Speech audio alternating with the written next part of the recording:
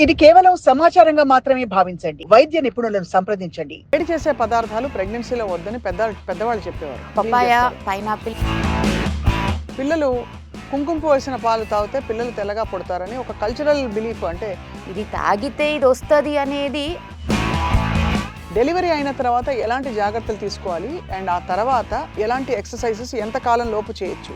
Normal delivery అయితే madam second cross అయితే non vegetarian తినే వాళ్ళు ఉంటారు, వాళ్ళ ఆహారపు అలవాట్లని గౌరవించాలి. సో అలాంటి వాళ్ళకి ఏ ఫుడ్ గ్రూప్స్ తగ్గించమని చెప్తారు మీరు? నాన్ వెజ్ ఎందుకు వద్దంట అంటే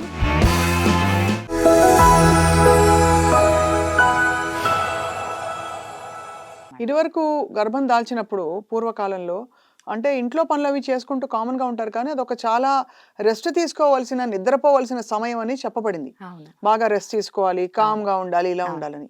ఇవాళ రోజుల్లో మీరు చెప్పేదాన్ని బట్టి ఫిట్నెస్ చాలా అవసరం ప్రెగ్నెన్సీలో అని.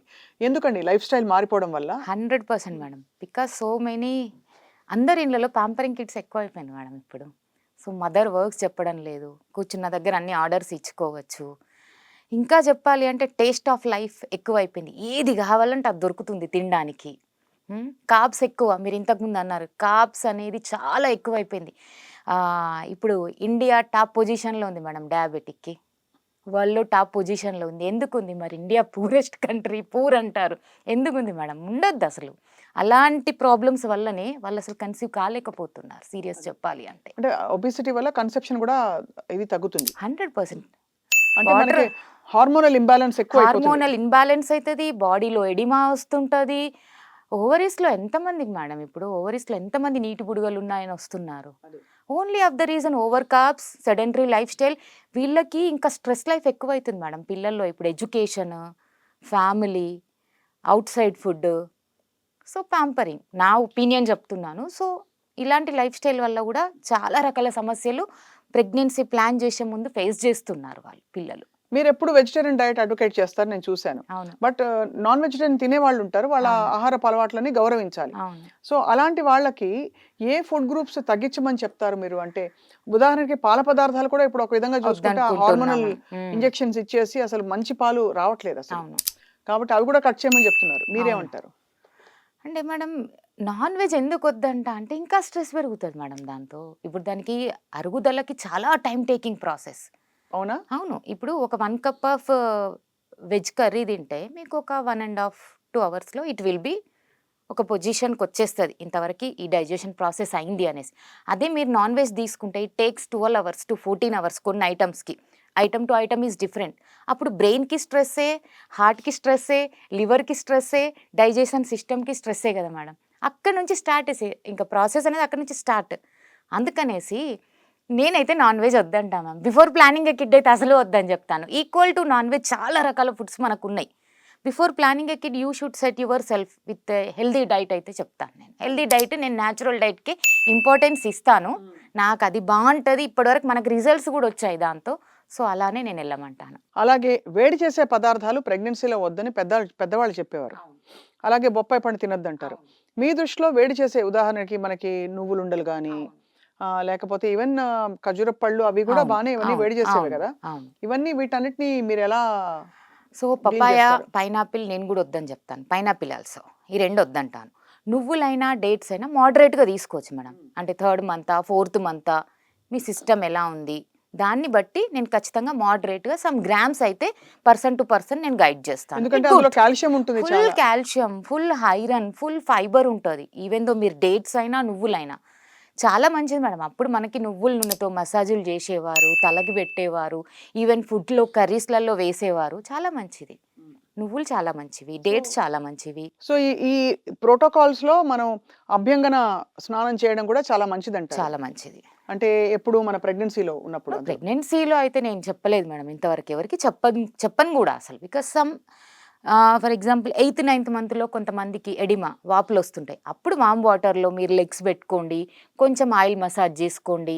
Either til oil, either coconut oil, natural organic. దాంతో నేను చెప్తాను అభ్యంగ స్నానం ఆఫ్టర్ డెలివరీ కొన్ని రోజుల తర్వాత మనం చేపిస్తాం కదా మన మజిల్ స్ట్రెంథనింగ్ కోసం. That is good that time. So పిల్లలు కుంకుమ పువ్వు వేసిన పాలు తాగితే పిల్లలు తెల్లగా పుడతారని ఒక కల్చరల్ బిలీఫ్. అంటే ఇప్పుడైతే అసలు తెల్లగా ఉండాలని అనడమే దాదాపు ఒక నేరం. అవును. చట్టపరంగా కూడా చూస్తే అలాంటి వివక్ష చూపించకూడదని. బట్ ఒక టైంలో కానీ ఈ కుంకుమ పువ్వులు ఇవన్నీ కూడా ఏ ఫుడ్స్‌ని బాగా హెల్తీగా ప్రోత్సహిస్తారు మీరు? So first madam it's DNA. మనకేదుంది, మన బాడీలో ఏదుందో అదే వస్తది. అంతే.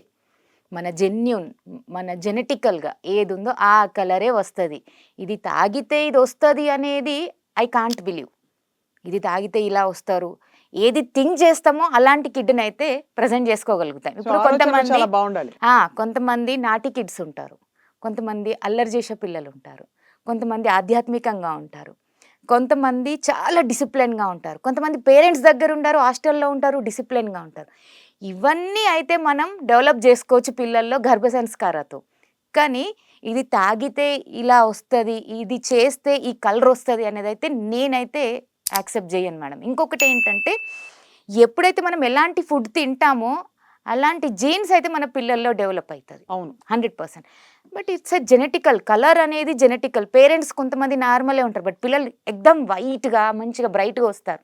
బికాస్ దానికంటే వాళ్ళ బిఫోర్ పేరెంట్స్ అంతకు ముందు నుంచి వచ్చిన ఆ జీన్స్ ఆ genetic అది. డిఎన్ఏలో ఉన్నది మళ్ళీ మనం పిల్లల్లో చూస్తాం. చూస్తూ ఉంటారు. కాబట్టి ఓవరాల్‌గా మీరనేది ఫిట్‌నెస్ ప్రెగ్నెన్సీ ముందు చాలా అవసరం. ప్రెగ్నెన్సీలో కూడా దాన్ని మెయింటైన్ చేయడం అవసరం. చాలా ఇక డెలివరీ గురించి మాట్లాడదాం దీప్తి గారు. డెలివరీ అయిన తర్వాత ఎలాంటి జాగ్రత్తలు తీసుకోవాలి? అండ్ ఆ తర్వాత ఎలాంటి ఎక్సర్‌సైజెస్ ఎంత కాలం లోపు చేయొచ్చు? సో దీప్తి గారు, ఈ టాపిక్ చాలా ఇంట్రెస్టింగ్ చాలా మందికి. అవును. దాదాపు 1 మంత్ ఎక్సర్‌సైజ్ చేయొద్దంటారు. కొంతమందికి టాకాలు పడతాయి, సూచనలు పడతాయి. అలా కాకుండా ఉంటే మీరేం చెప్తారు? నార్మల్ డెలివరీ అయితే మేడం సెకండ్ క్రాస్ అయ్యి థర్డ్ నుంచి upper body stretching, lower strengthening అలాంటివి చిన్నగా మనం స్టార్ట్ చేస్తాం. సెక్షన్ అయిపోయింది అనుకోండి, నా ప్రకారం మీరన్న ఈ స్టిచెస్ ఏవైతే ఉంటాయో బాడీ టు బాడీ డ్రై అవ్వడానికి టైం పడుతుంది మ్యామ్. వాళ్ళకి స్ట్రెంత్ రావడానికి కూడా టైం పడుతుంది. బాడీ కొంచెం ఎనర్జీ కావడానికి కూడా టైం పడుతుంది. నేను ప్రతి క్లయింట్కి చెప్తాను 5 క్రాస్ అయ్యాక 6 నుంచి స్టార్ట్ చేయండి. It's good. 5 అంటే ఏమిటి? 5 మంత్స్ డెలివరీ అయ్యాక 5 మంత్స్ నుంచి తర్వాత స్టార్ట్ చేయండి అని చెప్తాను నేను. సో అలా స్టార్ట్ చేసే వాళ్ళకి ఎంత కాలం లోపు వెయిట్ తగ్గుతుంది అని మీరు అనుకుంటున్నారు? Extra wait gained during pregnancy. It takes 8 to 9 months ma'am. కరెక్ట్గా చెప్పిన డైట్, చెప్పిన మన క్లాసెస్ అన్నీ అటెండ్ అయ్యారనుకోండి 8 to 9 మంత్స్లో వాళ్ళు ఖచ్చితంగా రివర్స్ అయ్యే ఛాన్స్ ఉంటుంది. మళ్ళీ నార్మల్ 100% చేయొచ్చు. అండ్ ఉదాహరణకి ఫర్ ఎగ్జాంపుల్ మీరు చెప్తే ఎంత వెయిట్ హెల్దీ వెయిట్ గెయిన్ ప్రెగ్నెన్సీలో? 9 to 12 kgs బాడీ. అంటే అంతకంటే పెరగకూడదు. ఎక్కువ పెరగొద్దు. అది నార్మల్ డెలివరీకి అయితే చాలా హెల్ప్ చేస్తుంది. ఇంకా అంటే మీరు అనేది ఏంటంటే బిడ్డ ఒక 3 కిలోలు 4 కిలోలు అనుకుంటే కూడా చాలా 4 కిలోలు చాలా తక్కువ. అంత పెద్ద బేబీస్ ఎక్కడ మేడం 2.5 or 3 ఉంటున్నారు ఇప్పుడు. 2.5 to 3 kilos బేబీ అంటే ఇంకొక 10 అంతే. ఒక 10-12 కిలోల వరకు మీరు అలవెన్స్ ఇస్తున్నారు. మొత్తం బేబీని కలిపి చెప్తున్నాను నేను. 9 to 12 kgs. 9 to 12 ఇంకో 10 కిలోలు పెరగడం సహజం. బట్ అంతకంటే ఎక్కువ పెరగడం అనేది కొంత ఒబేస్ కిందకి అసహజం. వచ్చేస్తారు. ఒబిసిటీ తర్వాత ఇప్పుడు మళ్ళీ జెస్టేషనల్ డయాబెటిక్ అనేది పిల్లల్లో ప్రెగ్నెన్సీలోనే వచ్చేస్తుంది. బికాస్ ఆఫ్ దిస్ ఒబేసే కదా మేడం. అదే మనం ఆ వెయిట్ ని కంట్రోల్ చేసుకుని ఆ 10 to 12 kgs పెరిగే విధంగా మనం కాపాడుకున్నాం అనుకోండి, మన పిల్లలు కూడా సేఫ్ కదా. అంటే చాలా మంది ఏమంటారంటే మీరు ఒకళ్ళ కోసం కాదమ్మా, ఇద్దరి కోసం తింటున్నారు, తినండి అని చెప్పి బోల్డ్ పెడతారు. 1500 కిలో క్యాలరీస్ నుంచి 1800 ప్లస్ 200 యాడ్ చేసుకుంటే ఎనఫ్ మేడం. 2000 కిలో క్యాలరీస్ 200 కానీ మొత్తం అంతా కలిపి 2000 2000 ఈజ్ ఎనఫ్. అనఫ్. అంతకంటే ప్రెగ్నెంట్ గా ఉన్న వాళ్ళకి. ప్రెగ్నెంట్ గా ఉన్న ప్రెగ్నెన్సీ లేని వాళ్ళకి ప్రెగ్నెన్సీ లేని వాళ్ళకి according to life style madam. 12 to 1500 కంటే అక్కర్లేదు. అవసరం లేదు. నేను ఇంకా అంటే ఒకప్పుడు చాలా కష్టపడి వర్క్ చేసే వాళ్ళు ఉండేవాళ్ళు. రైస్ ఎంతో తిన్నా కార్బోహైడ్రేట్స్ వాళ్ళకి సూట్ అయ్యేటి.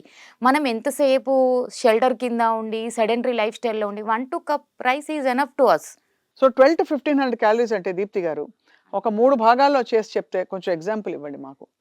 ఒక 1500 క్యాలరీలు ప్రెగ్నెంట్ గా లేని వాళ్ళు, వాళ్ళ నార్మల్ డైట్ అనుకుంటే యాక్టివ్ గా ఉన్నవాళ్ళు, ఆ 1500 క్యాలరీస్ ఎలా రావచ్చు చెప్పండి. స్టార్టింగ్ ఫ్రమ్ ఒక అరకప్పు కాఫీ చాయ్ ఏమన్నా పోయండి యాడ్ చేయమంటారు. Okay ma'am. So early morning లేవగానే కొంచెం ఏదైనా ఒక కషాయం. అవన్నీ చెప్పకండి, అవన్నీ ఎలాగో చేస్తారు ఆ ఆర్డర్. అసలు ఏం తింటే 1500 క్యాలరీస్ హెల్దీగా వచ్చిన డైల్యూటెడ్ టీ ఒక 100 ml మ్యామ్. ఒక 100 ml డైల్యూటెడ్ టీ ఒకసారి మార్నింగ్. దెన్ ఒక 45 minutes తర్వాత 1.5 glass warm water. Then after 45 minutes తర్వాత ఒక బ్రేక్ఫాస్ట్, దానిలో ఒక 2 ఇడ్లీలు ఆర్ ఒక దోస, కొన్ని salads, either any soup. Okay, suit అయిన దాన్ని బట్టి మీ బాడీకి మార్నింగ్ సూట్ అవుతుందా లేదా చూసుకోవాలి. కొన్ని బీన్స్ ఇంక్లూడింగ్ సలాడ్స్తో, కాస్త ఏదైనా జావా, ఐదర్ ఒక కప్పే చెప్తున్నాను, ఒక కప్పు జావా, ఒక కప్పు బీన్స్, 1 or 2 ఇడ్లీ, ఒక గ్లాస్ వాటర్ మిల్క్.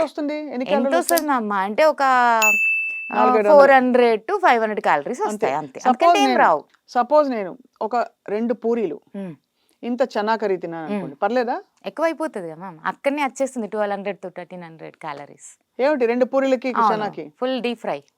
ఓ, డీప్ ఫ్రై లో main problem.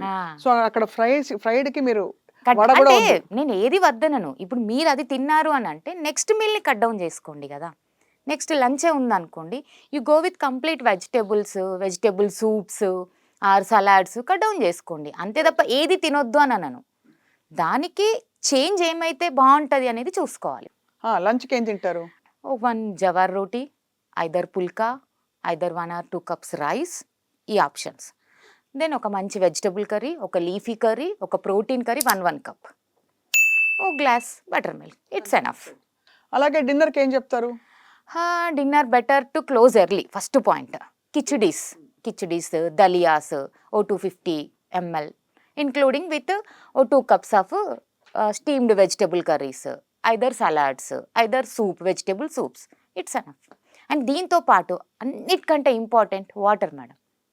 8 to 9 or 10 glasses according to వర్క్ని బట్టి వాటర్ కంపల్సరీ యాడ్ చేసుకోండి. సూపర్.